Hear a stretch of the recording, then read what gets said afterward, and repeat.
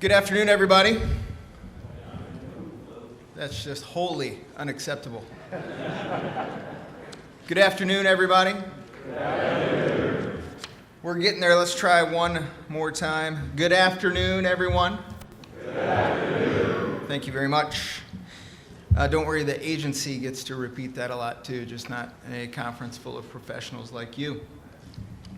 Well, welcome to Indiana, to Indianapolis. We are certainly excited to host you this week.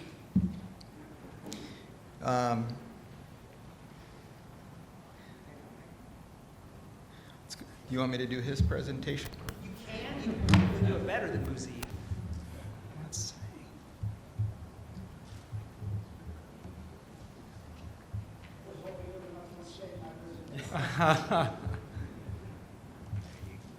Go. Perfect. Thank you. So as I said, good afternoon and welcome to Indianapolis. We couldn't be more excited to have you to the crossroads of America. We look forward to hosting you with some good old-fashioned Hoosier hospitality this week, and I hope that aside from the conferences and meetings and things that you attend this week, that you'll get a chance to get out and network with each other, spend time, and enjoy the city as well. It's really always a privilege for me to get to a room to talk with such professionals and experts in our industry as you all. So I look forward to hearing the fruits of our labor and hopefully information sharing and best practices that you all will share this week. My role, in addition to the welcome today, is to share a little bit about what Indiana has done in terms of pavement preservation and our asset management strategy. So I'll try not to bore you with those details. We are proud of our ranking. We've been, in terms of the CNBC infrastructure rating, we're top 5 this year, number 5 this year. 3 of the last 8 years in the number 1 position, and every year in the top 7, no worse than 7 in terms of infrastructure. We know that that doesn't happen by accident, and certainly doesn't happen just by the efforts of the state DOT, but because of all of our partners in our industry, but as well, all of our infrastructure, including our location, our breadth and reach across the nation, and certainly our partners in the water industry, vertical industry, et cetera, et cetera.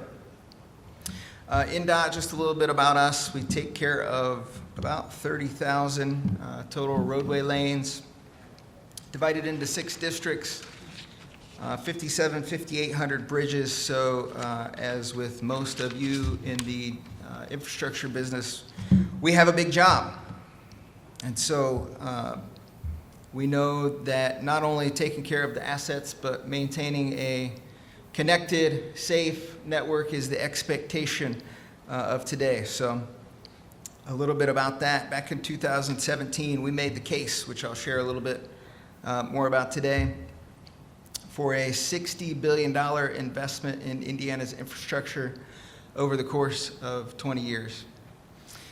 Historically, at that time, the agency was focused on, the way I put it, we've got some of our staff in the room, but putting Band-Aids on things. And I think that that was not because of lack of intentions or just not having a good program, but just trying to make the ends meet to operate our network.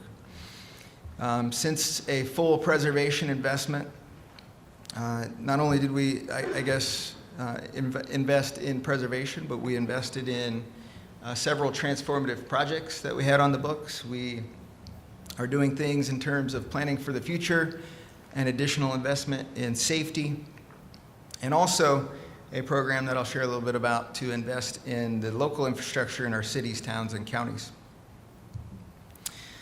In terms of our conditions, when we started back in 2017 with our preservation program, our goal for pavements was to be at a condition rating of fair or better of 95% of our network. We started at 89.5, and our most recent rating was a 94.3. So you can see the investments that we've made the case for and are investing in have worked. In terms of bridges on the right side there, we've actually managed to achieve our goal ahead of schedule, and allows us to manage our portfolio across Pavement and some of our other assets so that we can invest where we need to produce that rating.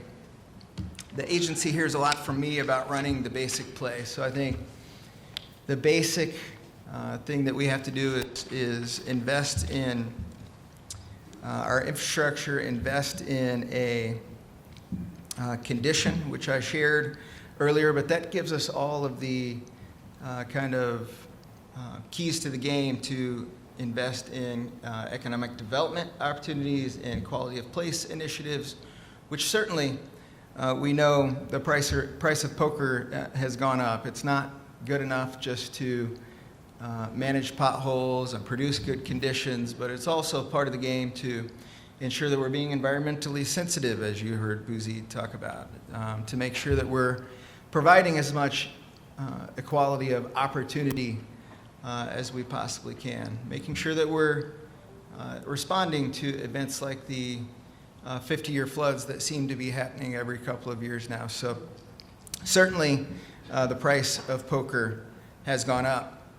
In terms of pavement management practices, the agency really has gone from scoring and band-aiding to really an asset management protocol that is kind of like, and I'm probably preaching to the converted here, but that has really gone more toward like you would treat your car, preventive maintenance across the asset cycle life. So we have specific intervention points where we have made investments, and that has had a impact with our legislature continuing to get their support in investing in our roadways.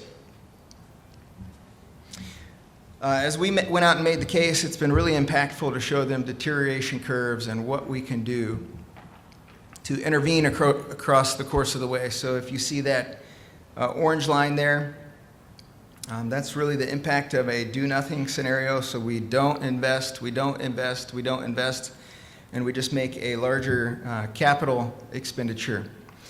The blue line is how we've continued to save money, and what I like to talk to about with our legislative partners is really buying levels of service. And so not only can we maintain that asset in a good state of repair, but we can provide a really good condition for the motoring public, for freight to get through our state and move on. So looking ahead, I talked a little bit about kind of the price of poker going up, but we continue to invest with our partners and hear from our stakeholders about, anytime we talk about a new company coming in the state, about, is this going to be a place where our employees are going to want to live? Is this going to be a place where our employees are going to be safe?